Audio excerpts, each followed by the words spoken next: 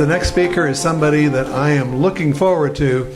I was introduced to Rob Brown about 2 months ago. So came out from Northport, Maine, and there are no direct flights from Northport, Maine. There's no flights from Northport, Maine. There's one road.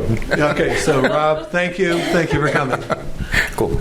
Okay, great. Thanks. Yeah, good to be here. It's been really cool to be here. Conversations last night, hearing about all that you do. I want to make clear just a couple things right at the outset. That I don't just work with contractors, right? So I do not have the industry lingo and depth of knowledge like David or Justin have, right? So I was struggling to keep up a little bit with some of the lingo, trade associations and acronyms and such. I work with a lot of different types of businesses of all different sizes, and you're going to see some of them today. That said, I do work with some contractors, have worked with some contractors as well. So you'll see some examples of what we're talking about today. So just to say that. Also to say, the goal here is not to pitch you on one particular exit planning option. It's just to make sure, or it's just to acknowledge that you all need to have some sort of plan, and just to make sure that you understand how this particular option can work and some resources that are out there, whether it be me or other partners that I have throughout the country that I trust and would refer to work with if this is something that you're interested in. And then finally, a lot of what we're talking about is just sort of the exit plan on your behalf, the deal, doing the deal, the worker buyout that I'm going to explain. But we do a lot of work with employee groups both before and especially after a transaction for several years, because they're not entrepreneurs by training, they're whatever they are by training, right? So that's the work that we do over time, ongoing with groups of workers, is to develop them into a good group of business owners, and that takes time. But we go through all of that work of business education, business strategy, financial education and engagement, on and on and on. So we do a lot of management training, so we'll end talking a little bit about that. And we do some training programs in certain places that aren't just for cooperatives. They are for all businesses, and we bring our clients into them, but they're open to other businesses. So it's usually like a 50-50 mix. Some management training programs that we do. So I'll talk about those things too. So I think there'll be something interesting in here for all of you, whether you find this exit planning option appealing or not, or a good fit or not. You brought up ESOPs. I will touch briefly on ESOPs just to explain that that's not what we're talking about here today, because it's an option that works for companies of a size that is probably larger than most anyone in this room, except for maybe one or two, so far as I know. So, and I do work with some ESOPs, but I do not do ESOP transactions. I'm not an ESOP transaction guy, but I get contracted by ESOPs to do training work, culture building work, a lot of training. Management training and employee training. So that's the small engagement that I have with ESOPs is on the training side, not on the transaction side. So just to put that stuff out there to start, I want to start with this video because I think it gets to why you're all here and some of the work that we do. We produce this video because our work starts with exit planning. I do a lot of exit planning seminars for chambers, trade associations, economic development groups, commercial banking units. I'm just like a featured speaker. But it's always like exit planning 101, here are the options, and let me make sure you understand this one option, because people either don't understand it or have never heard of it. So that's sort of this template presentation that I do constantly, and out of that a lot of people are like, that's really interesting, I want to learn more. So I'll just start with this one video so you can get a sense. You see it a lot where, a bigger outside company will come in, and then within, 6 months, 75% of the employees are gone, the product's not the same, the service is not the same. Owners will get to a stage in their life where they, for whatever reason, decide it's time to transition their business. And almost no one does the suggested thing, which is pre-plan your exit when you get in. And like many others, I didn't have an exit strategy and started looking for a solution. It always surprises me that we end up going with an exit path that sometimes is different than what the business owner originally had for an idea in terms of exit paths. This is my livelihood. I live here, I work here. So that was the big attraction for me, was keeping the store here, keeping all the people here. It gets described as a succession planning thing, but I think for me, it was more about the next step in the evolution of the business and not so much an exit strategy.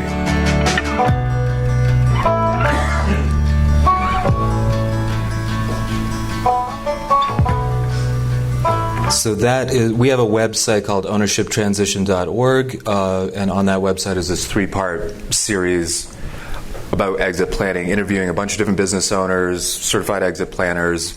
They're all in the Northeast, mostly Maine, New Hampshire, New York. But it's a good series. It's not specific to employee ownership. The third part is specific to employee ownership. So I'll show you that website toward the end. So now, getting into this. So how many of you, did that resonate with all of you? Is that the questions that a lot of you are asking, or perhaps your parents are asking themselves, or you're asking about what's going to happen to your business? Yeah. Yeah, so exit planning will happen by design or by default, right? So ideally you do it by design and not by default. So that's what we're going to talk about a bit here. This is the idea, in order for you to achieve your goals, you have to define your goals first. And so I'm going to explain to you a bit about this one option of employee ownership, and specifically transitioning companies to worker-owned cooperatives. First, just to give you a sense of who I am. I work for the Cooperative Development Institute. CDI is a nonprofit, so I work for a nonprofit. We work mostly in the Northeast. We get funding from the U.S. government, from the U.S. Department of Agriculture, to fund a lot of work that we do in rural areas in the Northeast. We get some funding from state governments and such. So that's sort of the funding that we have to subsidize a lot of our work for smaller businesses, those who need it, and then when we're doing an actual project with a business and there's a financial stake involved, then it's a fee-for-service project. But we are a nonprofit, and we work across a lot of different sectors in New England. We've been around since 1994. And then, so I started and run a program called Business Ownership Solutions, and that's what we do. These are some of our clients. But I start with doing exit planning seminars. I talk to business owners and help them articulate their goals, do assessments. We have a CPA on our staff, so we do financial reviews and business valuations, starting informal business valuations. And then on through, if they're interested in moving forward, we've answered all their questions, they think it could work, if their employees are interested, then we'll start working with the employee group. If they are interested in exploring the idea, we'll move through the whole incorporation design, structuring, more financial analysis, pro forma development, business planning, transaction structure, financing. We are not a lender. We don't finance the deals, but we bring the money to finance the deals, but we're not the lender.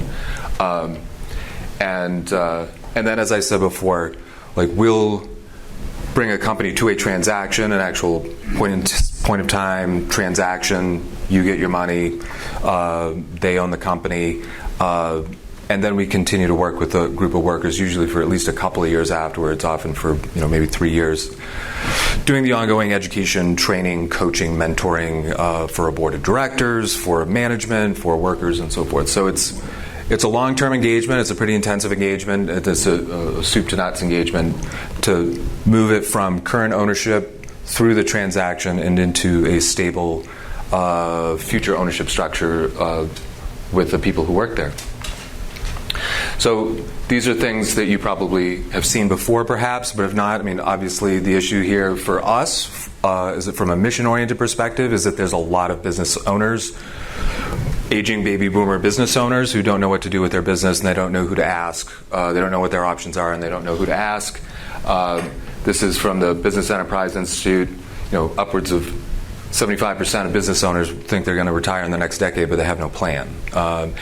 You look at rural areas, and this is far more acute. Like, I've done this survey in the state of Maine in partnership with a lot of chambers and economic development groups, and it's just way more. It's like the average age of a business owner is like 61, and they all think they're going to retire in a year, but they have no idea what they're doing. So it's pretty bad.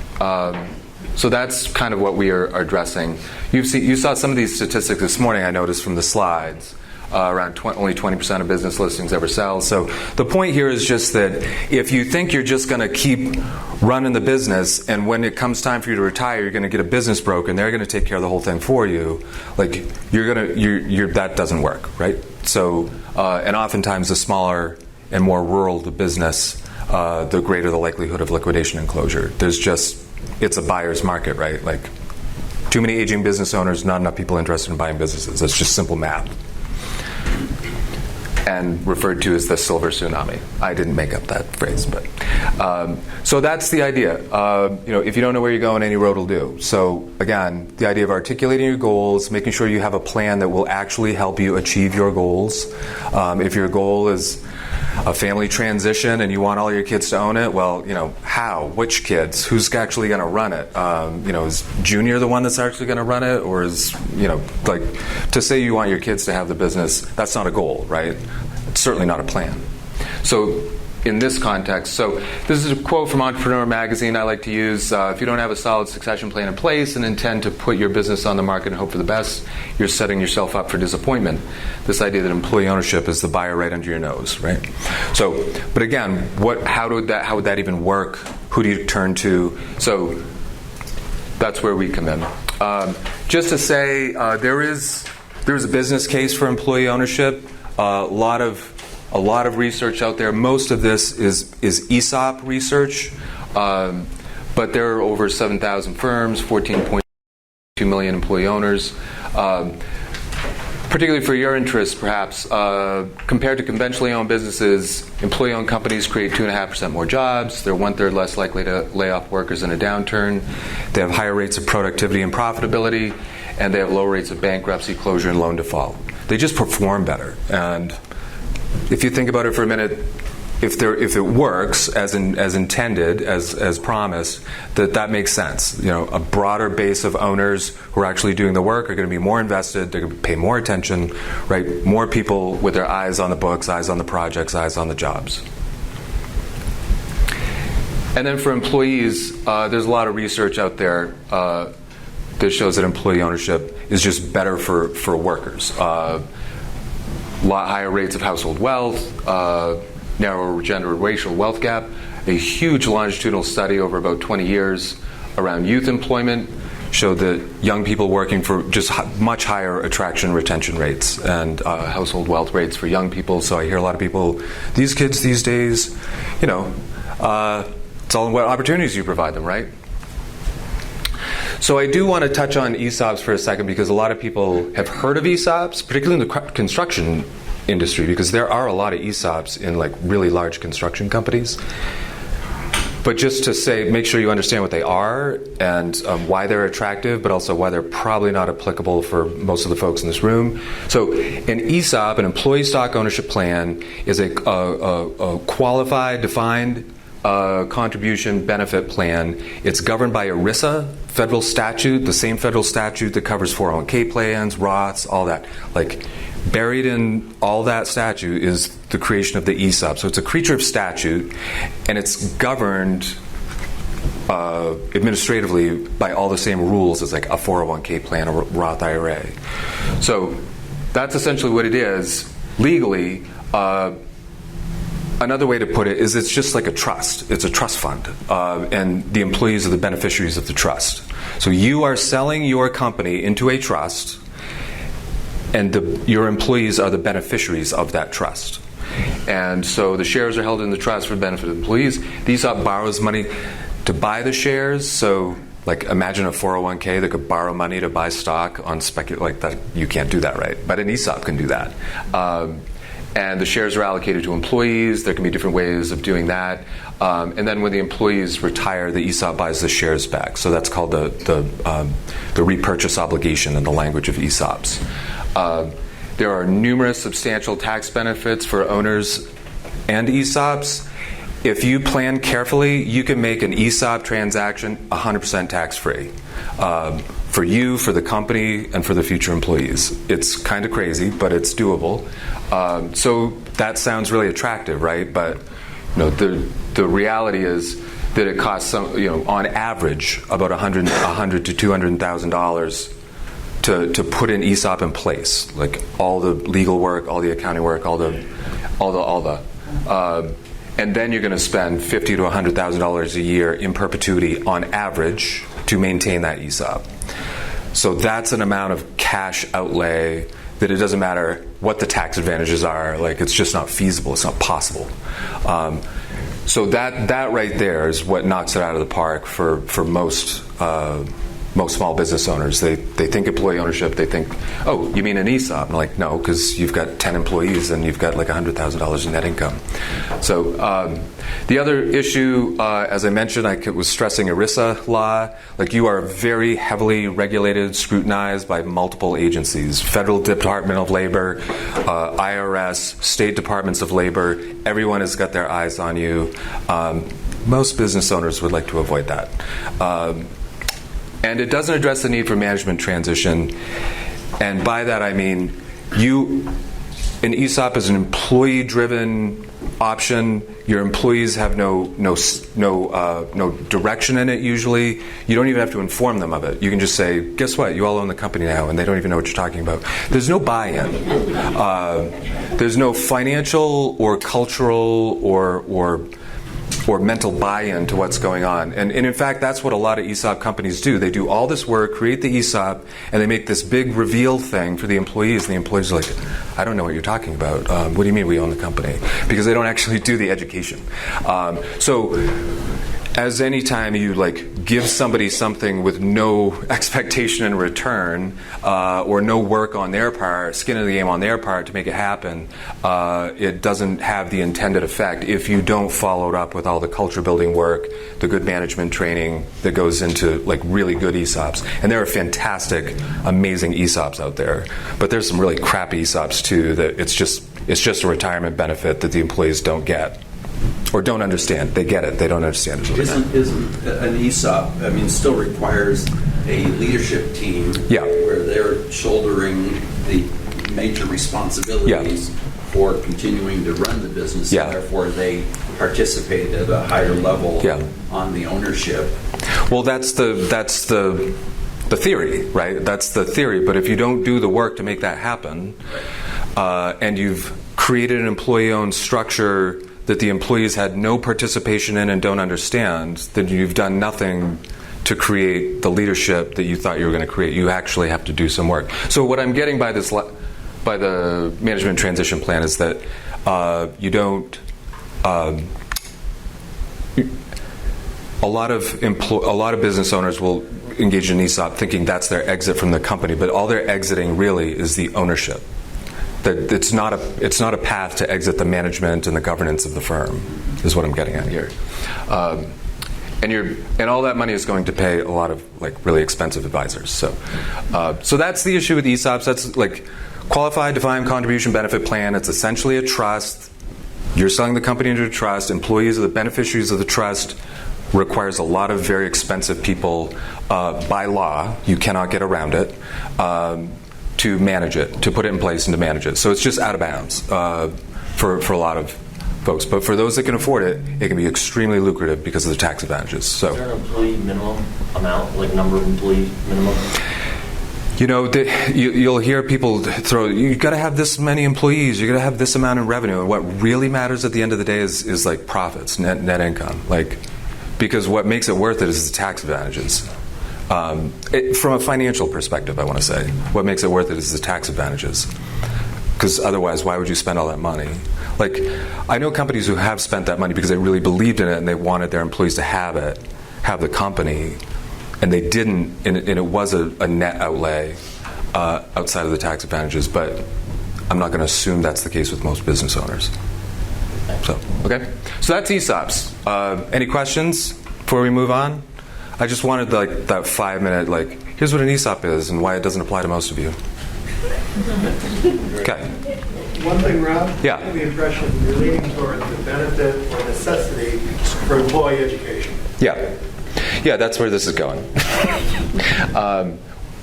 And where this is going, whether you're interested in employee ownership as an exit path or not, is kind of where we'll land toward the end of this. So there's all that about ESOPs.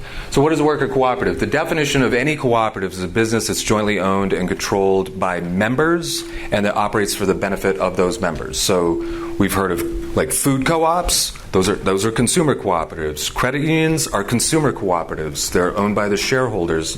The shareholders are the depositors, not like outside investors.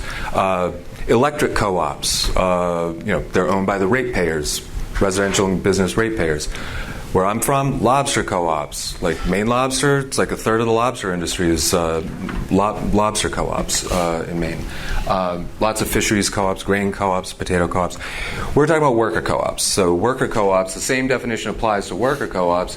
It's a business that's jointly owned and controlled by its workers and that operates for the benefit of those workers. And I'll explain the democratically controlled because of the shareholder structure of what cooperatives right now. So again, from your perspective, you're creating a ready-made buyer for your company, and there's a bunch of benefits there. If I were doing an exit planning thing, I'd get into all the dangers that you should be thinking about or planning for in like putting a business out on the market, because you're opening a can of worms that you have to plan for. But this is great because you've got a ready-made buyer. It's an inside, friendly, close to the vest sale. Nobody needs to know you're doing it. Until you're ready to let the public know that you did it. So that can be very valuable. Cooperatives are corporations, but they're a membership-based corporation. I mean, this is very different. It's hard to wrap your head around. When I say corporation to you, what you're actually thinking about usually is a capital-based corporation. I own 100% of the company. I own 50% of the company, and my spouse owns 50% of the company. I own 10%, this person owns 20%, that person owns 50%, right? That's a capital-based corporation. Your ownership interest is defined by your capital investment. Cooperative is a membership-based corporation, which means it's a one member, one share, one vote structure, ownership structure. So you could have 100 members and 100 shares, or 10 members and 10 shares, or 50 members and 50 shares. Nobody's share value is diluted in that way. It's considered a membership fee, but it is a piece of share, piece of stock, a share, a piece of stock, and a corporation. So that's what that means. The one member, one share, one vote. That's why it's referring to democratic control because of that. And we'll get into what does that mean, control of what, in a minute. But so the workers buy a share. So this is where the differences with ESOPs are most prevalent. This is willing buyer, willing seller stuff. Like, you don't go create a worker cooperative and tell your employees, surprise, you own the business. It's on them. They have to come to the table as a credible buyer, get the financing, get the loans, do the business plan, do the pro formas. That's the work that we do with them as advisors. But it's real willing buyer, willing seller transaction, and they are buying share in a stock, and there's just direct ownership. Again, it's different from an ESOP where it's actually the trust owns the company and the employees are the beneficiaries of the trust and don't really have legal control of anything. The common question, like, what if everybody doesn't want to do it? That's fine. Not all workers have to become owners. And being an owner is no guarantee of employment. Like, it's not a get-out-jail-free card for bad behavior, right? Like, so we can get into some of the nuances of that. But I'd say in all the deals I've done, it's always been somewhere between half and three-quarters of the employees. I think I've done 2 deals where it was like 100% of the employees. But I thought that was pretty shocking. But yeah, it's usually somewhere between half and three-quarters of the employees buy in. And the rest, same job, different boss. Does it have to be available to 100%, or can you just pick out this group and say? Yeah. It has to be available to everyone, and you cannot pick and choose, right? Like, I like these employees, but not these ones. Can I let them form the cooperative, but not them? You can't do that. So remember, you are giving up control, and we will get into like what some of that means. But they are willing buyers. Just as if you sold your company to some other family, you don't get to say, I like the mother and the daughter, but I don't like the father and the son. So, they bought it. Somebody buys your house, you don't get to tell them what they can do in it, right? Or who they can have over for dinner. And the financial benefit, different from ESOPs, also very different from ESOPs. The financial benefit is the members get a share of the annual net income, and that could be as equity, or that could be as cash distribution. Just as you take some cash out of the business, you leave a bunch of cash in the business, right? So it's the same principle. So that's a few basics. I will stress. Where did I say it? So the workers are buying a share and directly owning the business, and they're buying one share. So as I go through, if I forget, remind me, ask me what people paid for a share. So because I want you to understand the differences that occur. And I'll just say at the outset, they choose what the share price is. And I've never had a group pick a share price that I thought was like too low. I've had some pick ones that I thought was kind of high. But it tends to track along wages, sort of average age, skill level, and sort of business sector. So businesses that had like typically younger workers, lower wages, like shorter tenure workers, they chose lower share prices, $1,000, $2,000, $3,000. All my trades folks, they're like $7,500, $10,000, $15,000 for a share. And it makes sense if you think about it. They're higher paid, they're more skilled, they view their job as a career, they view themselves as having a career, not just a job, or a trade, not just a job, right? Like there's a different mindset there. And I think that tracks nicely. That's how I tend to explain sort of the difference in what people choose as share prices. But in every instance, the employees are who chose it. Yeah. So does the share price have nothing to do with the total selling price? That is exactly right. Good. Yeah. A low number. Yeah.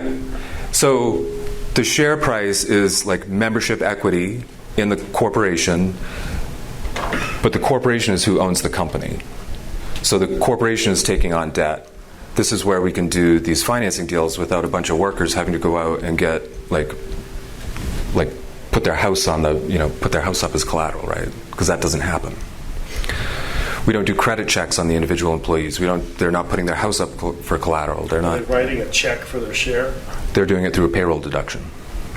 Over time. Over time, yeah. That's how that makes it this possible for any group of workers. Is there any tax advantages for it? Worker cooperative tax advantages. I knew you were going to ask that question. So tax advantages for you, the owner. This first one, I want to stress that you are threading about 10 different needles to make this happen, so don't get too excited. But it is possible to use what's called the 1042 rollover, which is the IRS 1042 rollover. Buried in the tax code, if you sell your company to the employees as an ESOP or a worker-owned cooperative, you can defer all the capital gains taxes indefinitely, and then if you pass that on to your heirs, stepped-up basis means the tax burden goes away entirely. So you can sell your company tax-free, in theory, ultimately. You must be a C Corp. You must put your proceeds, your gain proceeds, into what's called qualified replacement properties. There's a bunch of must to make this work. And this has been done 3 times in the country. This has been law since 1984. 3 times this has worked for a worker cooperative, and I did all 3 of those transactions. So the issue for worker cooperatives is most of them are quite small. And if you talk to a financial advisor who knows how to handle QRPs, they're going to tell you, I don't want to talk to you unless you got upwards of a couple million in gain. So that's just, there's a disconnect there. That's not typical of a size for a worker cooperative. I think we did one had about a 1.25 million gain, and they took it on. So I've talked to a few different QRP advisors, financial advisors, and a couple of them said, I'm not touching anything under $2 million. One said, I'd do it if it was $1 million, but it's not worth it financially below that. What is QRP? Qualified replacement properties. You have to take your gain and invest it in U.S.-based securities. And you have to do it in a very particular way, and which means boutique advisor, which means they charge you twice, and right. So anyway, that's a lucrative advantage, but yeah. You mentioned that the workers get to set the share price. Mm-hmm. I know that kind of rippled through the room. Yep. Right? So I'm thinking I've got a legacy business, and if financially I'm stable, then I might be okay with that because I'm granting that legacy. I'll still make money. I may not make, quote unquote, as much, but that's not primary, is it?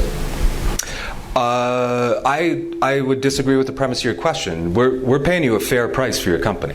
But the employees are not paying for it out of pocket on the spot, right? So they're putting up, the point of a membership share price is that it's a meaningful amount to that workforce. So that's why, lower wage, lower skill workers, more transient workers, they always pick lower share prices, 1,000, 2,000, 3,000, and they're paying for it through a payroll deduction. Higher skilled, more lucrative. I mean, there's an architecture firm in Concord, New Hampshire that's a worker cooperative. Their share price is $25,000. So, that's the range, and none of that has anything to do with the value of the company, the book value, the transaction value of the company. That is paid for through debt. It's a leveraged buyout. Who guarantees the loan? Nobody guarantees the loan. That's another ripple in the room. Yeah. So I'll get to it right now. The way this deal is going to come together, if you want to do it, is you have to have some meaningful amount of owner financing, and it's going to be in second position. It's going to be junior debt. So you could say you're guaranteeing it. But technically, nobody's guaranteeing it. What is guaranteeing it is that the lenders that we work with are lending on character, track record. They're not going in and doing credit checks and requiring everybody to put their house on for collateral in order to make up the loan. They're going on the business collateral, the inventory, the equipment, the everything, the cash flow value. We can bring cash flow value as collateral, and most importantly, is track record. So it's really based on the character and the track record of the business. What happens if the person wants to leave the business? Do they have to sell their share, or do they take it with them? They sell their share back to the business. So basically, if you are a worker in the company, there's a vesting period. It could be 1 year, it could be 5 years, it could be longer, it could be 2 years. And then you have to buy your share, and there could be other standards of membership that would be set. You have to demonstrate some knowledge of cooperatives, the business, the sector, right? You have to demonstrate something. And then to get the number of shares, it's one person, one share, one vote. Yeah. So if you have 10 employees and you offer it up to 10 employees, we both are owners now, we both get one share. Yeah.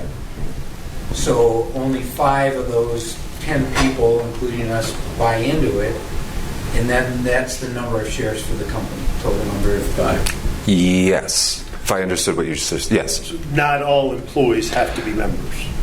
Correct. Not all employees have to be members, and being a member is no guarantee of employment, right? So, yeah. And then if you were to leave the company, you would have what's called in your internal capital account. You would have whatever accumulated equity that had been that you had earned over the years, and that would be an obligation of the company to pay out. And you always put it in the bylaws that they have 5 years to pay it out, 10 years to pay it out, maybe just 3. Depends. Is the funding for the shares held within the company's normal operating funds? It's just equity on the balance sheet. It just goes in the till. I mean, just like the money you leave in the company at the end of the year. You paid your taxes on it, stays in the company, it's working capital. So it doesn't go into escrow? No. Is there a gain on the share member amount after a certain time, or business increases, or doesn't, No. value? So that's the innovation. That is the legal, structural, financial innovation of worker cooperatives, is that the enhanced value of the company does not accrue to the share price. It accrues as equity outside of the share. So if you have a $5,000 share price and you pay $5,000 for a share and your coworkers, and you leave 10 years from now, you get that $5,000 back. There's no interest on it. There's no dividends on that $5,000. But having been there for 10 years, you would have earned every year some share of the annual net income, either as cash distribution or as equity that stayed in the business, but would be owed to you if you left.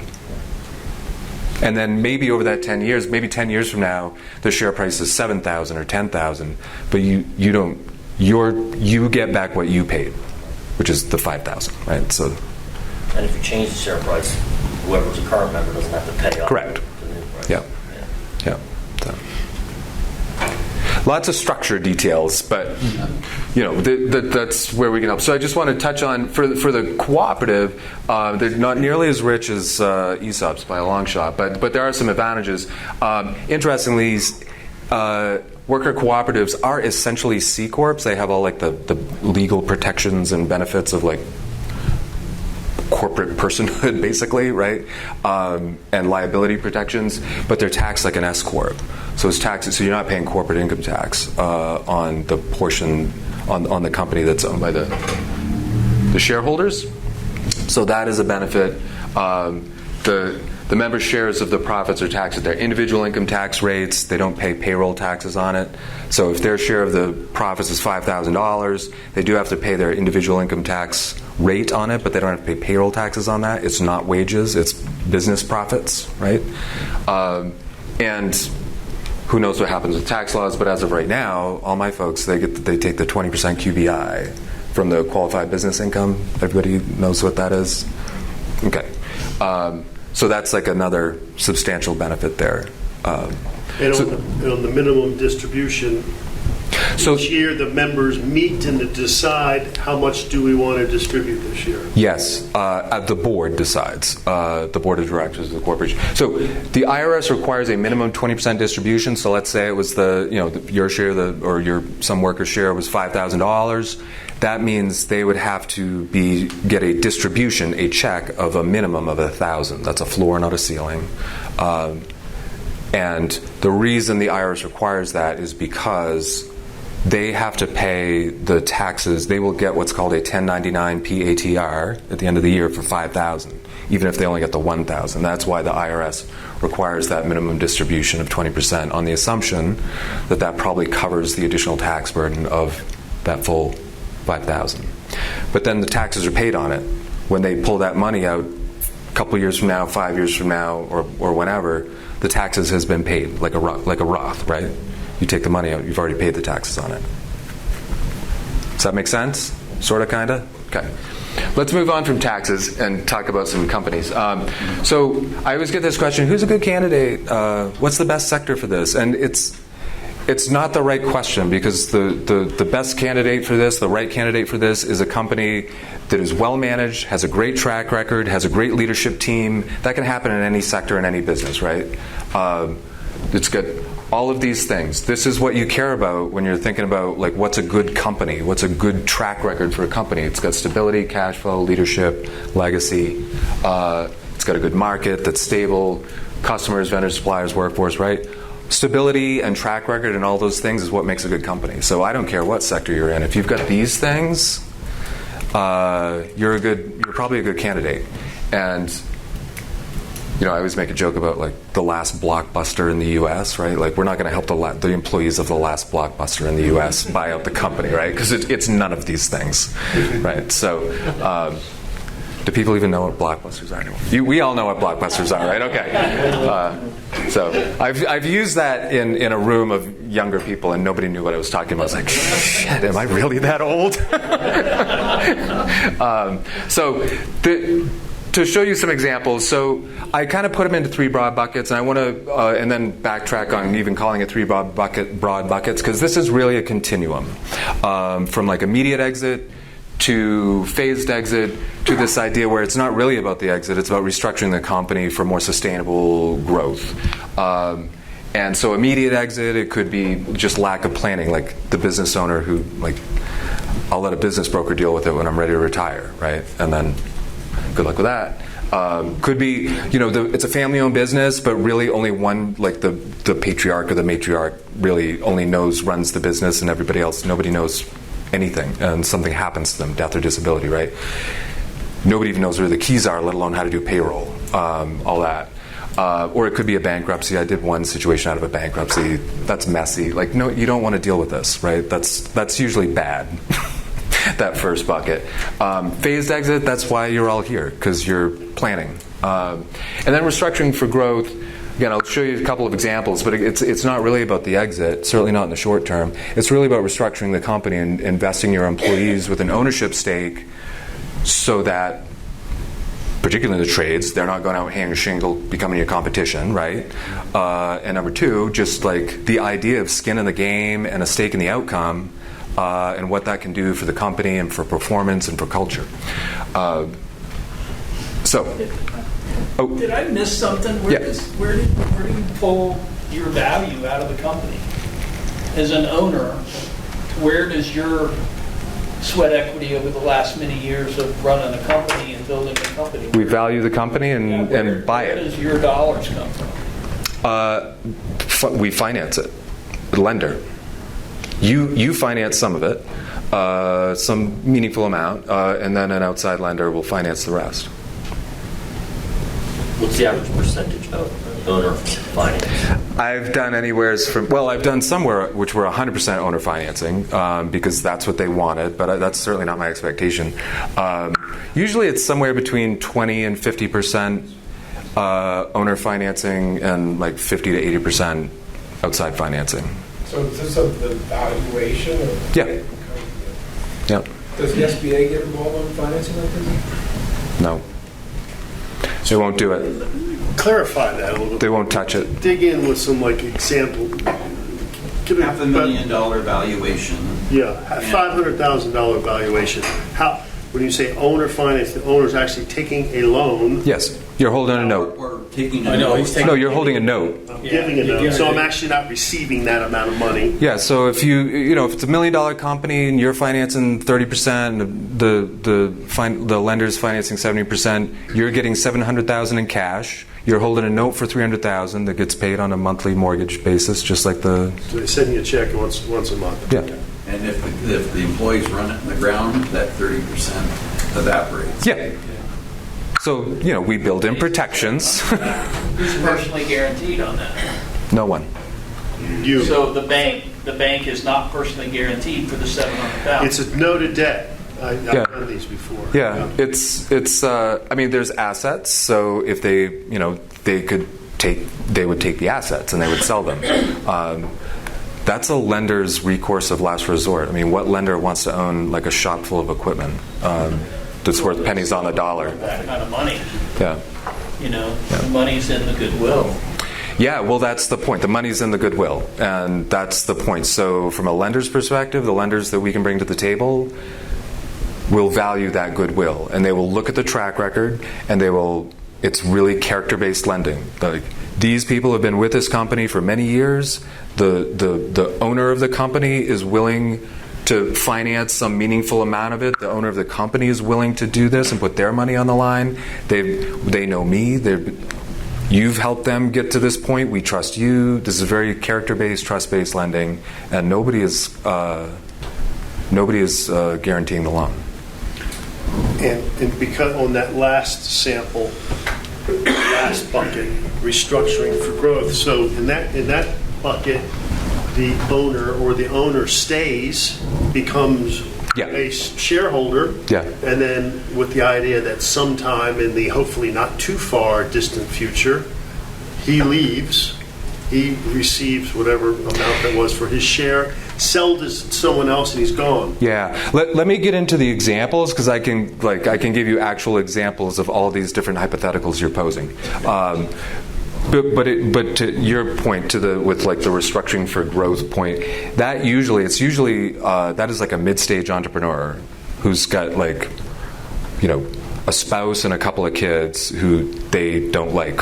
They don't like working 80 hours a week, and they're like, I didn't sign up for this, and I started with just me, and now we got 10 employees, and I never see anyone in my family, and I'm going to kill myself. So it's usually that, and they're trying to make their life more sustainable by cashing out the value, the entrepreneurial value they've built to that point, and then having the company go forward as a worker-owned cooperative where ideally they can ratchet their managerial role back by vesting their employees in, and that takes training, all that, but we'll get to that. So this, nothing to do with your sector, but I just wanted to give you an example of like this happens. This was very profitable. This was on an island in Maine, Island Employee Cooperative. This was a large grocery store, a medium-sized grocery store, and Ace Hardware, one of the largest employers on the island, like 80 some odd employees across the 3 stores. He just was blind to the fact that, and he built no bench. He worked 7 days a week, open to close. He was like one of those business owners that just should never do that. But he just thought, when he was ready to retire, he'd just get a business broker and sell it, no problem. Who wouldn't want these businesses? Nobody wanted them. It's like grocery stores on an island, and like you're not going to be accepted unless you're from there. So 2 years later, nothing. So one thing led to another, and he was introduced to me. So I just want to point out, how many business owners who are considered really smart business owners who just don't have any plan and just ride it out like this. So, the employees bought it, and this was very large and very complicated, and had a bunch of challenges, and went wrong for a little while. So again, having a plan means you can solve for all that in the process. But this is just a large retail example. This is another example. This is, again, like I said, it was a continuum. This is an example. This is also in Maine, Liberty Graphics, manufacturing. They manufacture T-shirts, and it's a silk screen factory. They're pretty famous nationally for their artwork, and lots of museums, national museum, like the Natural History Museum gets their T-shirts from them. So they have huge clients. But this is an example where the business owner, who's Tom in the middle, just kept talking about I'm going to make this an employee-owned cooperative. You're all going to own it. And he did that for 5 years and never did a single thing. So he was building up this anticipation but did nothing to try and make it happen. And so the employees were actually really disgruntled at this point because they were like, you keep saying this, but what does that even mean? So by the time they brought me in, he had actually started to lose it a little bit, and they were at a very precarious moment as a business because he was becoming erratic, and it was problematic. So, this is where some of the employees had been he keeps saying this, what does it even mean? And some of the employees had started looking into it themselves and doing self-education, and they had sort of, as a group of employees, started doing some triage to work around his erratic behavior. It was a weird situation, but so anyway, it all worked out fine. He still kind of roams around the property, but he's out. So just to say again, this is an example of he kept saying this was his intention, but he did nothing to try and make it happen. And by the time others were trying to make it happen, it was almost it was like triage. So there's that. There's about 45 employees at Liberty Graphics. This is home design, furnishings. You can see all that they do. Retail, all pro sales in the Lakes region of Upper New Hampshire. All architects, pro sales, that kind of thing. But this is the example of a business owner who trained his staff, the management team. He had a profitability committee of employees, the marketing committee. He spent 5 months a year in Florida. He went on his month-long hunting trip in Wyoming. He was just out and about, and he would check in, but the place ran itself. And so he did those transitions of management and leadership, but he continued to own the place. So he made himself dispensable. And when it came time to contact me, I was like, you've done all the work. We just need to do a transaction. Nice work. and they didn't skip a beat. So this is this is a really ideal example of what he did over the course of about 2 or 3 years, more like 3 to 5 years, to build up his management team and department heads, and he even had a profitability committee that like taught people what margin meant, and this is a business that's driven by margin. You must meet your margin. Meet your margin or meet your maker is what he used to tell them all. So this is another client of ours, Wolfworks. This is, I think this is an interesting example because he knew what he was doing, and now he a little bit regrets it. But he wanted to keep his company small enough so that it was just like a very small family, and there was no management except him, and it wasn't really needed. But it's Jamie and 2 project managers, 2 architects, and all the work is subbed. All the trades work is subbed. But he never wanted to grow beyond that because he just didn't want to deal with it. He didn't actually want to manage a company.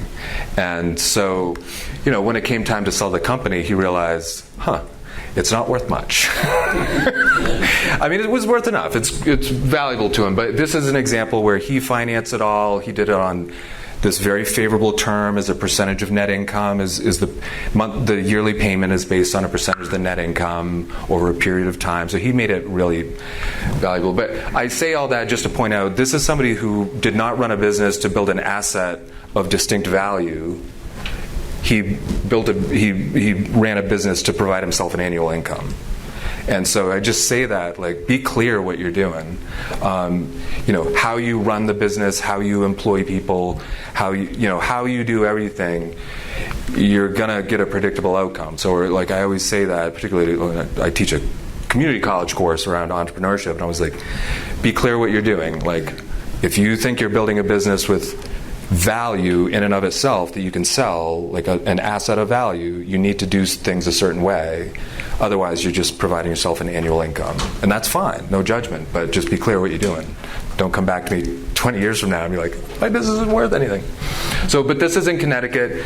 But, it was a great company. They do very nice, all residential, I think, but almost all new build, high efficiency, net zero homes, really cool stuff. I should say, so they have a $10,000, it might be $12,000, but it's like $10,000 or $12,000 share price here. And I forgot to say before, they have I believe it's a $3,000 share price. They have a $2,500 share price. So you're just to give you a little bit of sense of pattern. And this is a very small Ace Hardware in upstate New York. This embodies all the mistakes of exit planning over the course of 2 generations. This old guy in the middle, Ralph, this was started as a Western Auto by his parents in the early 60s, late 50s, early 60s. He didn't want anything to do with it. He wanted to be a teacher. He left, became a teacher. His parents both died in quick succession in 72. Boom, he owned a Western Auto. So he gave up his teaching career, went back, thought about selling it, didn't think he could do it, knew nothing about the industry. He taught everything himself, made a ton of mistakes, almost lost it multiple times. And then he tried to sell it. He did try and sell it, but once a decade. Nobody wants this, right? It's tiny. But the community wants it because it's a very rural community. So finally, one thing led to another. He met me, and we talked to his employees. Now his employees own it. So he eased himself out. He financed this himself. They have a $5,000 share price. There's 6 or 7 worker owners there. He trained Sarah as the GM. He had done that. He had been on that track already. So he had been preparing a bit in terms of a management transition already. And so this was a bit of an ownership transition. And he continued to chair the board for, I think, 3 or 4 years after. And now he's just he's not even, I think he's just a board member now. And Sarah is both the president and CEO, or president and general manager. He's just kind of a mentor type person. Yeah. Without derailing your talk, the board, I've heard that mentioned now a few times. Yeah. So decision making, and before you then ask the 7 employees to vote. Yeah. And you have, within any company, we have maybe arms and legs, intellect, and then we have high finance or sales acumen. One man, one vote. Yeah. So is the board the one that's framing the agenda to vote on? Yeah, I mean, the bylaws are going to lay out, legally, there are certain things that all shareholders must be allowed to vote on. That's like corporate law, right? And then within the bylaws, there might be other things. But the board, like any corporation, the board is governing. And I will get into answering that better about like the distinction between governance and management. What is the role of the management structure? What is the role of the board? I will touch on that as well. But it's a good point. So anyway, here's, like I said, it touches on every mistake that could be made in exit planning over the span of 2 generations. So, but just small retail, he financed it all. It's about a $5,000 share price. This is Ward Lumber. This is a large lumber building materials dealer, big lumber yard. They've got multiple sites in northern New York. Very high-end, all pro sales, like Adirondacks, Lake Placid type, like rich people homes. And this was a 4th generation, 130-year-old business with no 5th generation for it to go to. So we organized this in case anybody notice like all the OSHA violations. That is Senator Kristen Gillibrand from New York in open-toe shoes wielding a pole saw or a saw.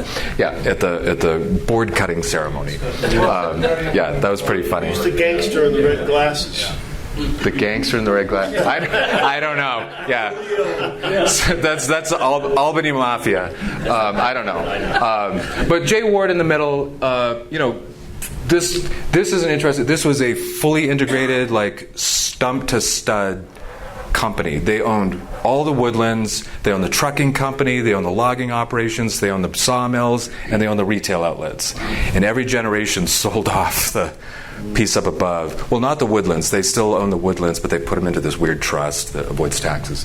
But they don't own the trucking companies. He and his brother split the sawmill so his brother owns all the pine mills, and he owned all the retail.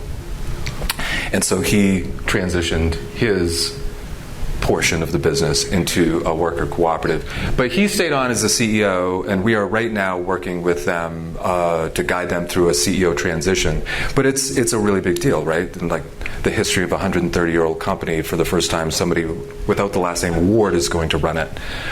So that's like huge cultural trauma that we're helping them manage. But so that, again, just a different sector, different story. It's quite complicated. This was an IRS 1042. Like, he made quite a few $1 million and was able to shelter it all, and it'll go to his daughters tax-free. What was the share price? So that was not a fight. It's 1,000. And this is where normally I assume the business owner is going to try and push for a higher share price. This is where the employees were like, it should be 4,000 or 5,000, and he's the one that was like, you're going to exclude people. You have to have a low share price. Like, he made them. That was his leverage. His company. That's where he chose to exert his leverage in selling the company. So the share price goes to whoever the owner is at that point? No, it's just equity in the company. So the cooperative is the corporation. It's just equity on the balance sheet. Owner equity. Just like on your balance sheet, you have owner equity. How many employees and how long did it take to do that process? About 60 employees across the stores. And how long it took to do it is take COVID out of it. We were ready to close. It would have been about 14, 15 months, pretty much, start finish. And we were going to close in like April or May of 2020. So, and you all know what happened in the construction industry, and during that period, and then what happened afterwards. Like, they're your supply chain, right? So everybody was in freak out mode, and like, yeah. But I mean, they made so much. I can't. It's shocking the amount of money they made because of their market. Like, rich New Yorkers want out of New York. Build me a mansion really fast, right? It was just insane. So then hence you get all the supply chain disruptions and like plywood that jumps in cost hundreds of percent. Anyway, this is another intergenerational story. Again, not relevant sector to you, but just to say, this is another example where this was a 5th generation insurance brokerage in Maine. This company was started before the Civil War. The guy in the middle is the 5th generation. There was no 6th generation. And his father wanted to retire when he was only in his mid-40s, so he became the CEO. So he and his father were the co-owners. His father was retired, he was the CEO. And but he was very uncomfortable with it, and he's like, I didn't build this business, I didn't start this business, I don't like this dynamic, these are my coworkers. So there was a lot of that involved in this. So he transitioned it within a matter of, we started about 5 years after he owned it and worked on it. There's a lot of mistrust, not mistrust, but yeah, mistrust. Because he was like, the wheeler, right? And so his coworkers, when they were all coworkers and his dad ran the place, they were just coworkers. Even though dad was his, boss was his dad, but all of a sudden he was the boss. And so there was a weird cultural dynamic. So what they did, he and his dad actually put all the workers on the board of their S Corp. And you're going to learn how to be a board of directors. And they spent 2 years doing that. And I did all the board training with them.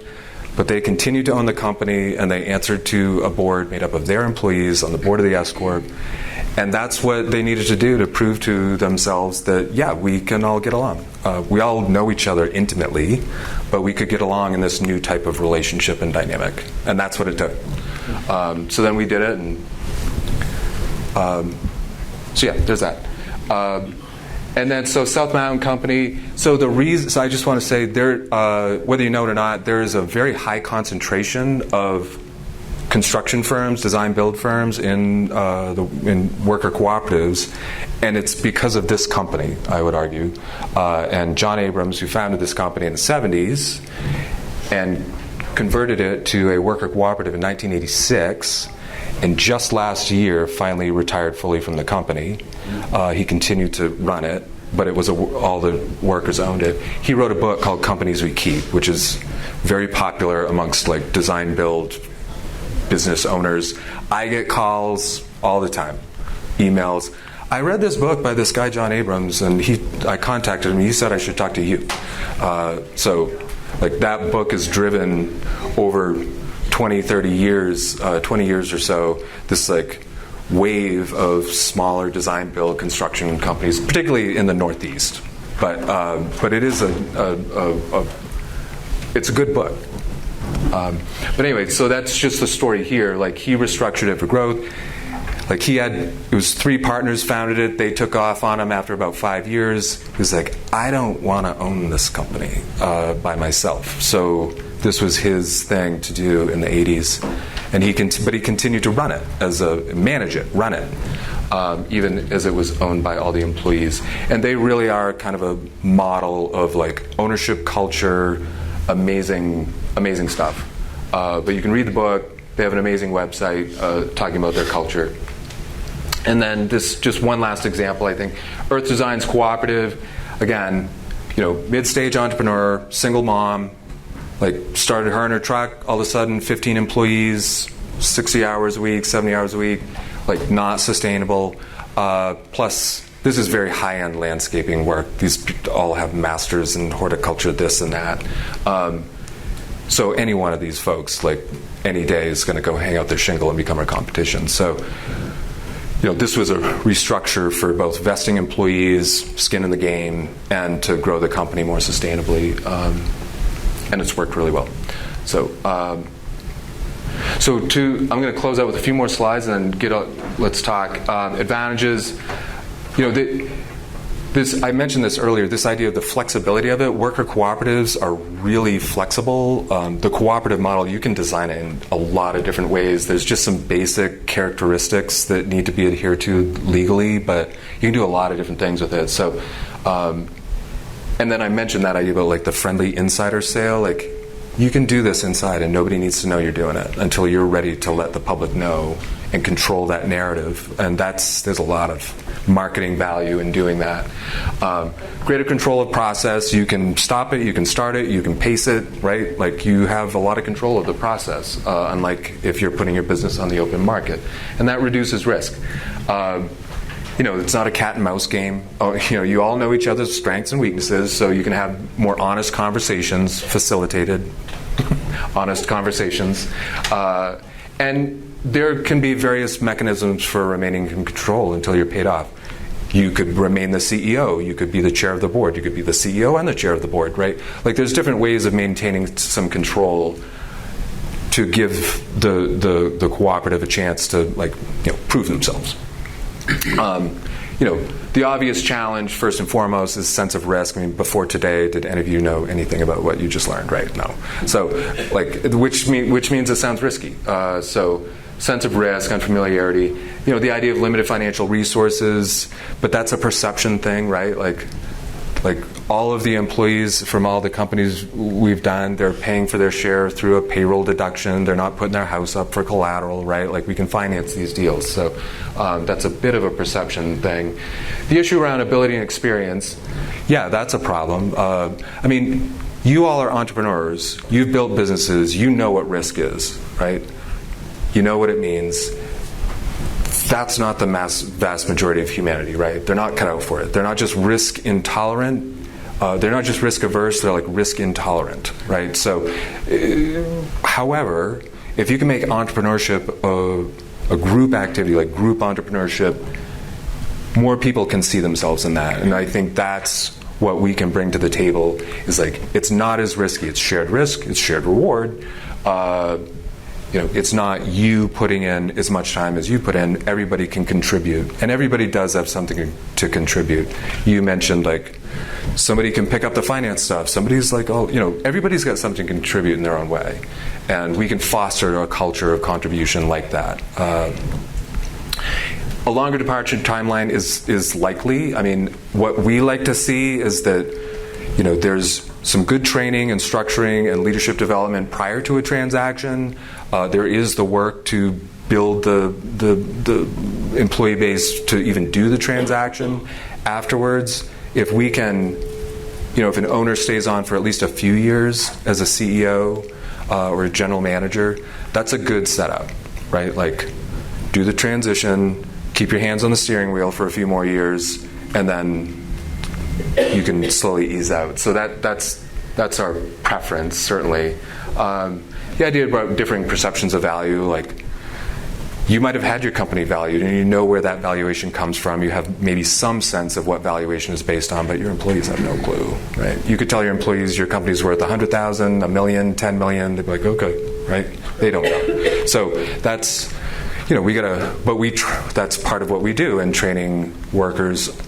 What is a profit and loss statement? How does valuation work?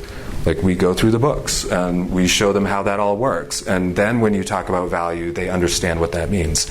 Oh, I see. It makes this amount of money every year, and valuation is 2 times, 3 times, 4 times that. And that's how that works. I get how that math works. But you can't say that to them until you've taught them how the company makes money. So that's part of what we do. So there's no other way to have an employee-owned company besides offer it to everybody? Oh, sure. There's all sorts of other ways. I mean, you could do senior management buyouts. You could do various partnership LLC type things. This is one structure. Yeah. Are you work in the Northeast? Are the laws universal across the U.S.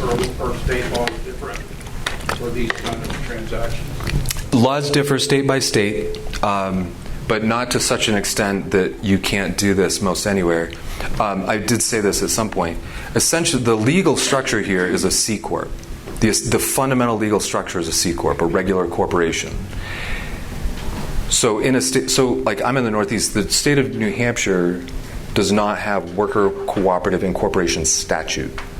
So when we do a company in New Hampshire, they're just a regular corporation. They have cooperative bylaws, corporate bylaws, and then for tax purposes with the IRS, they take what's called the T election, which is what brings the the preferential tax treatment. So we can do that in any state. I mean, there's regular corporations everywhere. But there are, I want to say about half the states, maybe more, have what's called actual worker cooperative incorporation statute. And all that means is like, so like in New Hampshire, the first time that company, like the Home Beautiful, the first time they file their taxes, the IRS is going to send a letter and say, could you please send us your bylaws? And they're just going to look and see, oh yeah, okay.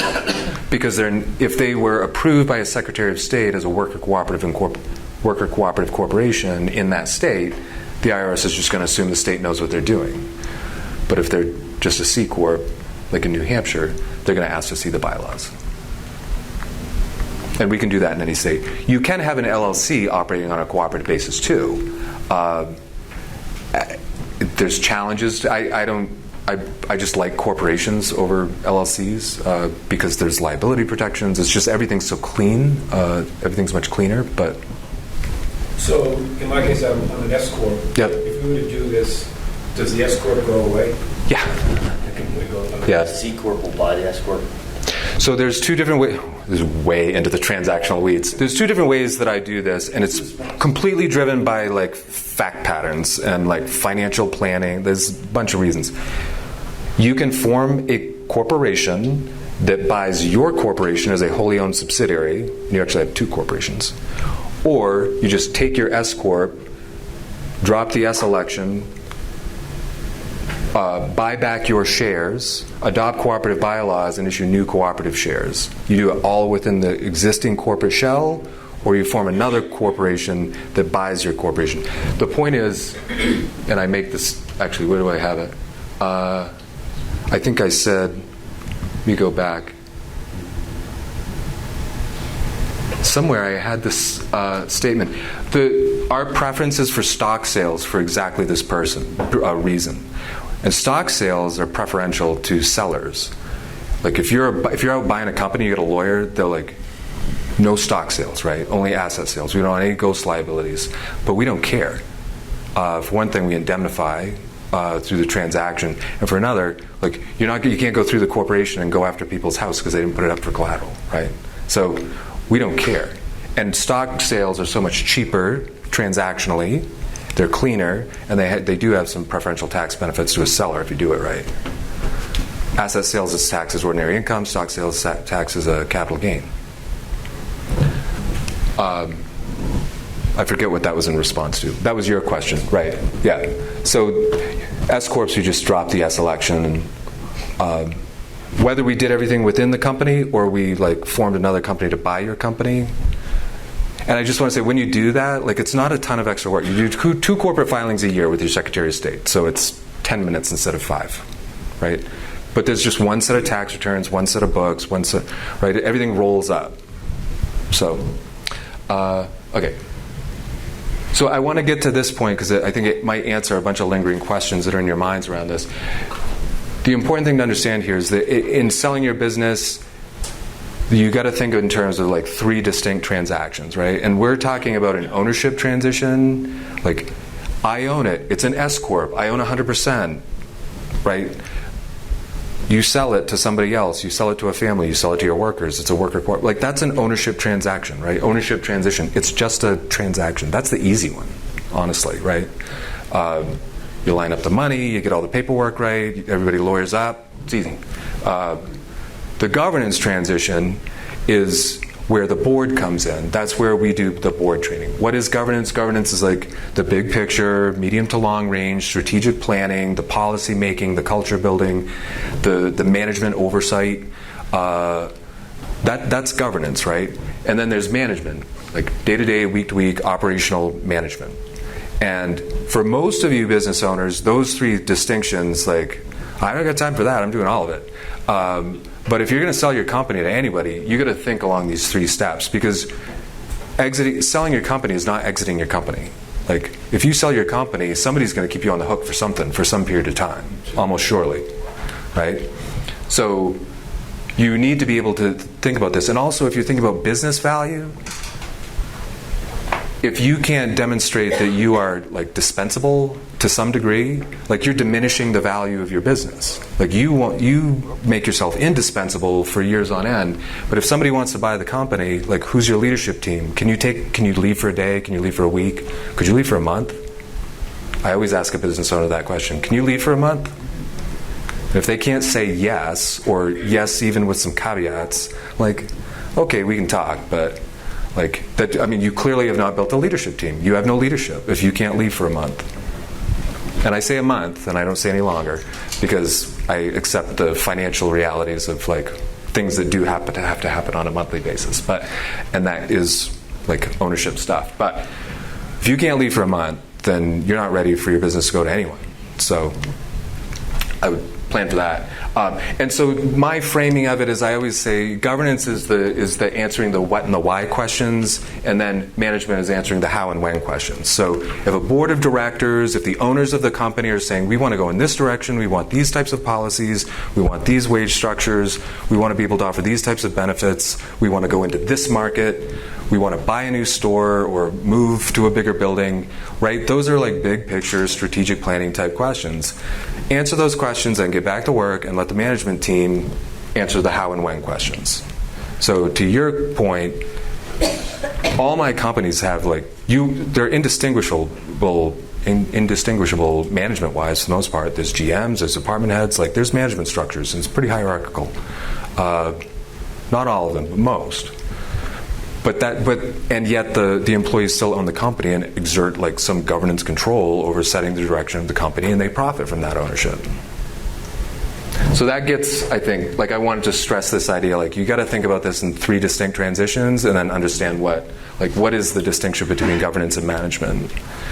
And to you, there may not be a distinction because you do it all, but if you're going to sell your company, you got to clarify this stuff, particularly if you're going to sell it to your employees. So in the long term of things, you do this, you finance some of it, the company pays the owner, you're self-financing some of it. When that's all done, and you got a management, are the employees getting up whatever the percentage of number of people are, that percentage of net profit? Are they receiving that net profit after all the bills are paid?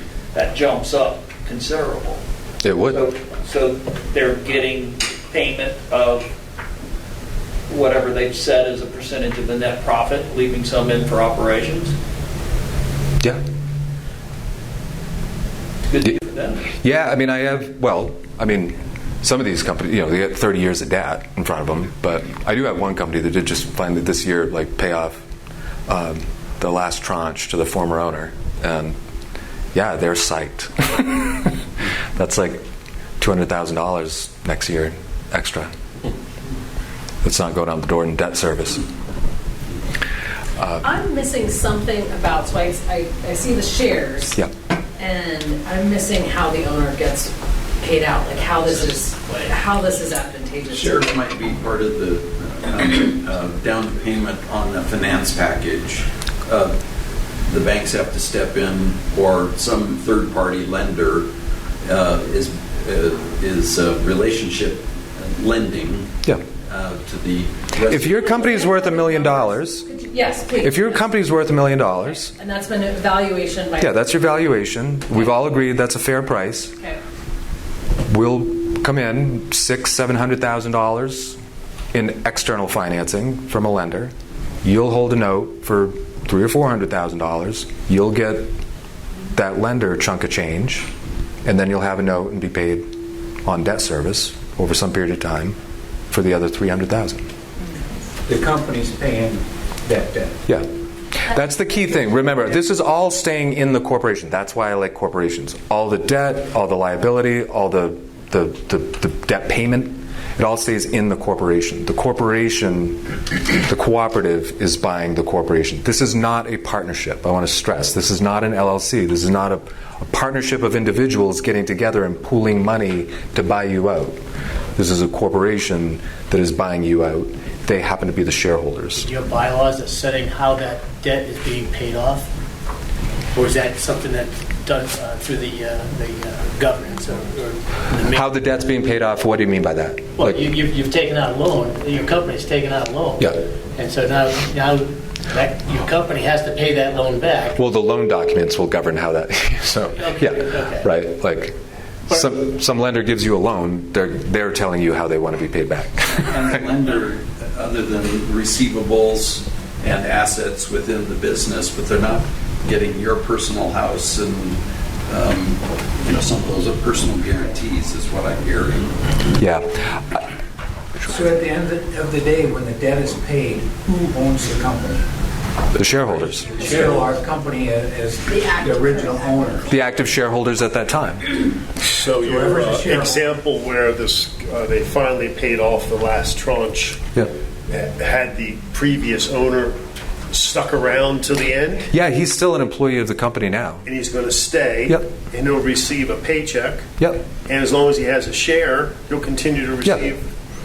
Yeah, so he was being paid for the company, he was earning his paycheck, his healthy paycheck, and he got dividends, from his new ownership stake as a member of the cooperative. And then we're still working in the company once a month.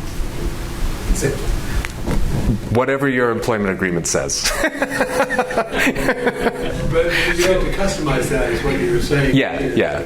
You can stay, you can go. Yeah. Benefit to staying. What's your lifestyle? What's that future? Yeah, we very carefully negotiate and articulate exactly what the employment agreement is, the compensation, the expectations, both of you for your employment and also from them to you, right? They're like, we're not buying this unless you promise to stay here and fulfill these functions for at least 4 years. And you may say, I'll fulfill those functions for 2 years, and then we negotiate and say 3, right? I mean, whatever. We figure it out. But we do codify that. And they is the shareholders. Yeah, they, yeah. Can I ask the question this way, if this is a question? We have a business we're selling to our employees with shares. Yep. We're keeping some shares. This is my exit strategy. At the end, though, I'm still involved once this process is all okay. That's where you're missing a point. So let me clarify. We're not doing partial transactions here. So you're selling the company lock, stock, and barrel. Okay. So you will have no more shares unless you choose to be a member of the cooperative, and then you'll have 1 share. But you're divesting yourself fully of ownership, unless you become a member of the cooperative and then you're a cooperative owner of the company. So we're not doing I'm going to maintain this many shares and then sell this many shares of the cooperative. So we just do lock, stock, and barrel transactions. Otherwise, it can get really messy, legally, financially. That's why, and we're just trying to exit. Yeah. So that's not impossible. It's just there's some tricky legal and financial aspects to selling part of the company to a worker cooperative. Yeah, I want to exit. So two questions. One, this is character-based financing, so interest rates competitive or way higher? No, it's quite competitive. We're doing loans for 6.5% right now, commercial money. And second, new employees. As your business grows, if it's cooperative and it grows, the new employees coming in have an opportunity to buy in? Yes. Automatically? Well, not automatically, based on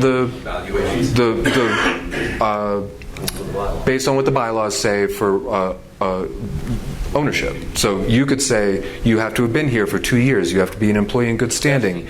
You have to have bought a share for $2,000 or $5,000 or however many $1,000.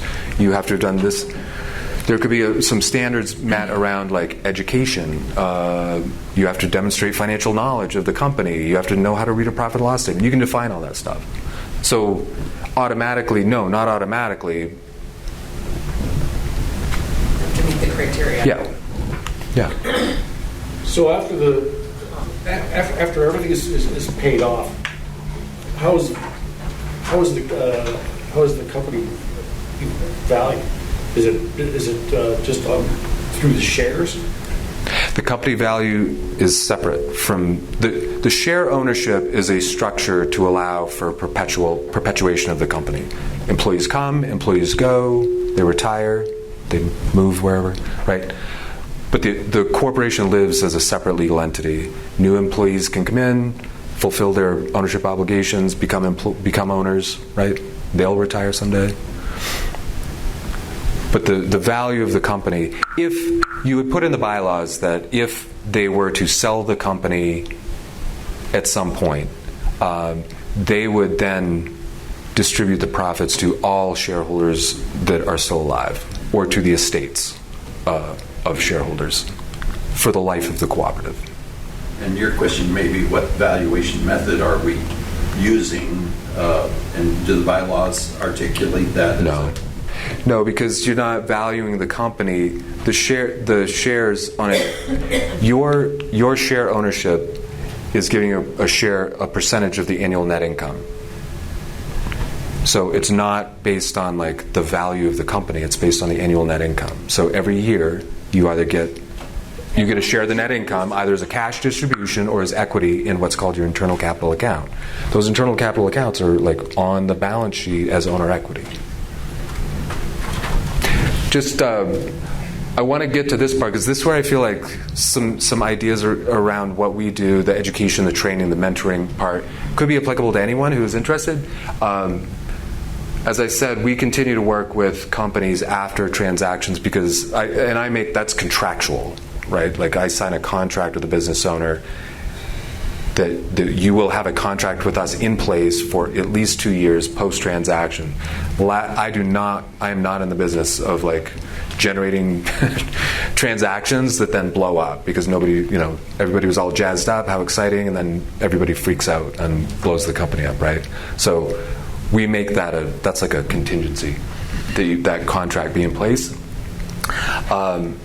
And this is just a quote from this guy, Corey Rosen, who's like an employee ownership guru for like half a century now. You have a culture whether you intend to or not, right? We always say that to folks. Like it's like you by design or by default, right? It's the same principle with culture. You have a culture whether you intend to or not, and if you have a great culture, it's because you structured it and you required it, you built it, you developed it, you sustained it, right? You cultivated it. So in that light, that's what we focus a lot on. One of the things that we focus a lot on is just like culture building in the company. We do a lot around, we have particular approaches around supervision and management, coaching supervision and management, what we call participatory management. We do open book management training. Like some companies are freaked out by it, and I get it. But do you know how powerful it is when your employees understand how the company makes money and where all that money goes? Why do you think all your employees think they should be making $100 an hour and have Cadillac health insurance? Because they have no clue. Teach them how the company makes money and all that, where all that money goes, and all of a sudden, you can have some realistic conversations about compensation and benefits, right? You've got employees who understand what it means, around performance-based bonuses, or even better, like culture-based bonuses, performance-based bonuses that are based on like company performance, not on an individual performance. So anyway, we do a lot around open book management, a lot of training around that. That's like my favorite. Yeah. So leadership, I guess it's a basic question. Maybe I suppose we're all owners. There won't be really an owner anymore, but there will be a president, a leader, somebody in the company still. Yes. President, I don't know. Yeah, well, you'd have a GM or a CEO or some sort of management team structure, and that's operational control. The idea is that you're distributing and delegating roles of leadership to more people. So you kind of got to get yourself out of this mindset where like it's all on you, right? Like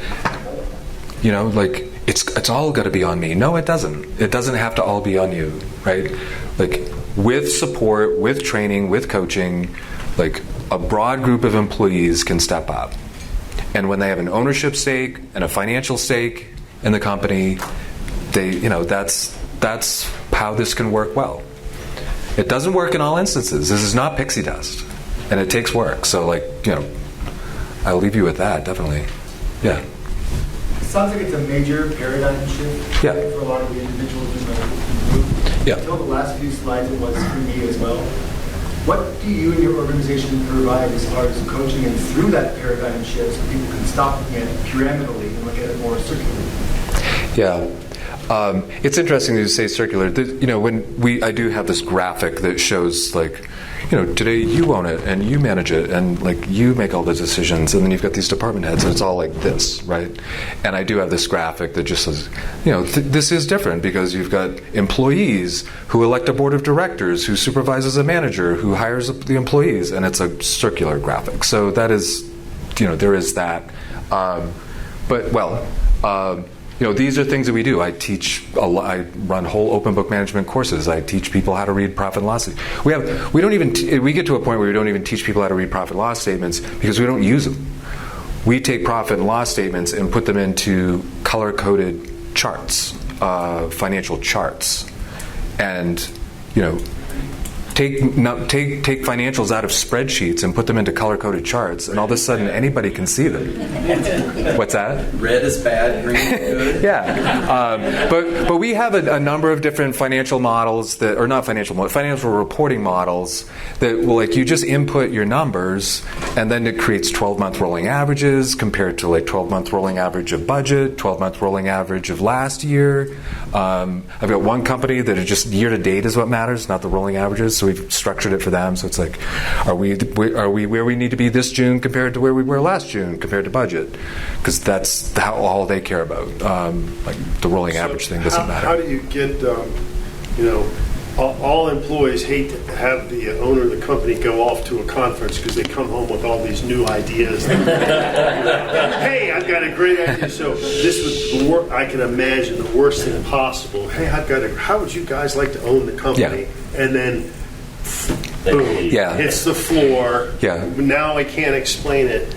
Do you have a way after you've done a little evaluation and then, hey, I want you guys to meet with this guy. We're going to have a little conversation. Yeah, that's how you do it. I strongly discourage business owners from trying to pitch their employees on this idea. It does not end well. You're the boss. They're like, okay, the boss told us we have to do this thing. I don't get it. It's weird. Like he's off on another one of his conference tangents, right? So, yeah, I strongly discourage that. Let me do my job. Let me have the conversation. And I feel like I've done this enough, and I can establish trust with the business owners and the workers. I'm not a lawyer, right? I'm not representing the employees against the business owner. I'm not representing I'm representing everyone. I always say my client is a successful, sustainable, future cooperatively owned business. And if you're a part of it, business owner, fine. If you employees are who you are today and the role you're playing today is not I'm not advocating for you. I'm trying to make this thing work so this company can be successful down the road. And so I'll tell business owners things that they don't like to hear, and I'll tell employees things that they don't like to hear, because I'm just looking out for making sure that the deal is sustainable down the road. It's hard for employees to understand that the company exists as its own entity. Yeah.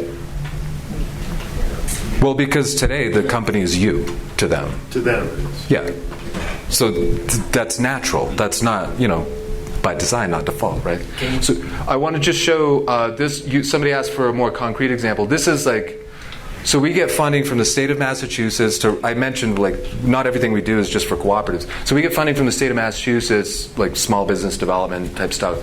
And we run a management training program, and we recruit our clients from Massachusetts to participate in it, but then it's open to others too. So we usually have a cohort of 25 to 30 businesses that participate in this, and it's the Participatory Management Initiative. And we this, you read that, it's framed in the self-interest of a business owner or a business manager, right? Better management, participatory management as we define it, helps with retention and attraction and retention. It helps, blah, blah, blah, blah, blah. So we do this, we run this program, and because we run it, we have recorded content, and we do practice sessions around parts of it. And so we do this in different areas. I've done this nationally. So we're building this program out, but it started as a Massachusetts-centric program because we were funded by the state of Massachusetts to do it for eligible Massachusetts businesses. 2 to 20 FTE, blah, blah, blah, blah. All that. All employees go to this, or just? No, this is just a management or management team training. Our ideal recruitment was like at least 2, if not 3, like a management team. A lot of small businesses, like one GM, like an owner manager. So we had a lot of that, but it was great when we had a couple of people from a company doing it together. That's where it stuck. Like when we would interview a company like a year later who went through this, those who did it like as a team, like they like implemented.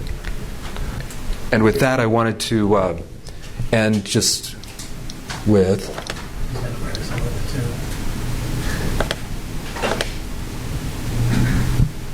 where'd it go?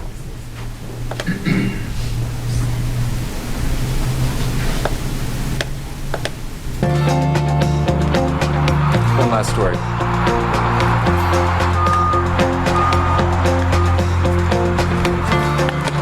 Metis Construction was founded in 2008 as an LLC.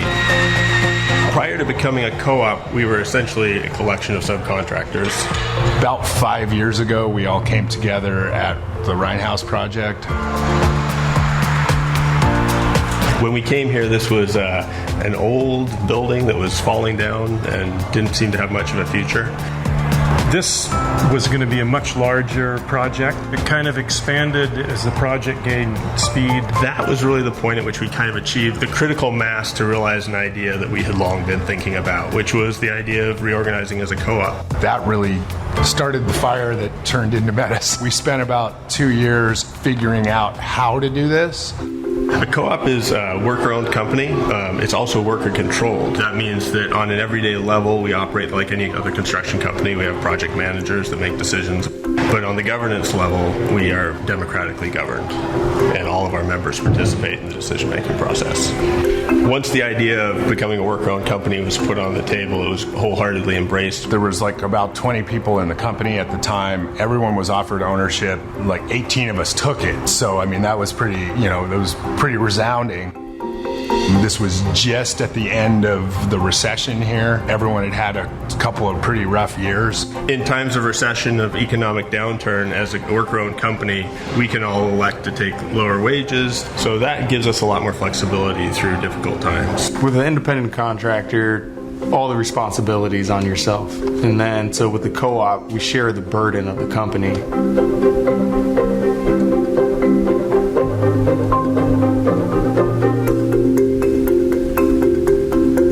Any small business owner knows what goes into running a small business. A lack of sleep, a lot of stress, and to be able to work with a group of people that you really like to work with and to share that risk and share that stress makes working through those problems and those crises actually something that draws everybody together and is really rewarding.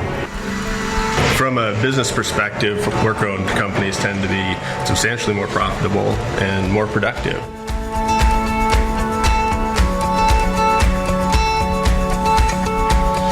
You could see with those people that converted to ownership, just a general sense of this is mine. Being part of a co-op, I mean, I feel prideful about my work, and I feel very responsible for the well-being of the company too at the same time. There's a value in joining together with that common purpose.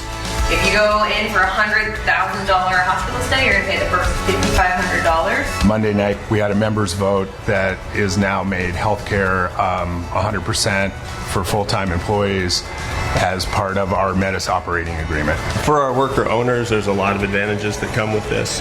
They participate, they share in the profits. The best way I can describe it is an experience of community, of being a part of something that's bigger than me, but connects me to the work we do in a way that I wasn't connected to it before. It's a pretty amazing experience to walk into work every day and feel like you're doing some small thing, towards making the world a more just and equitable place. And I wouldn't have it any other way.